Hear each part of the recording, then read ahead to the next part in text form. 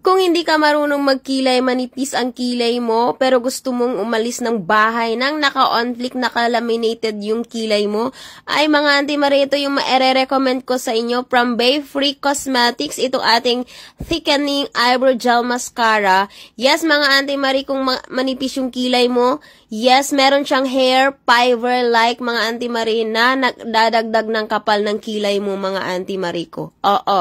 Tapos kung nagmamadali ka, ito ang perfect mga Auntie Marie kasi madali lang siyang i-apply. Yes, di mo na kailangang mag-angle-angle dyan. Ako naman, hindi mo na kailangan mag-drawing. So, sundin mo na lang yung kilay mo, tapos kung manipis, may hair fiber like siya na nag-a-add ng kapal ng kilay.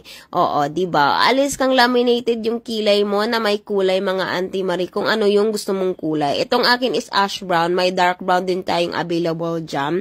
Kaya kung gusto mo ng madali ang kilay on fleek, yes, i-done check out mo na sa yellow basket natin. 100 plus lang mga Auntie Marie. Go!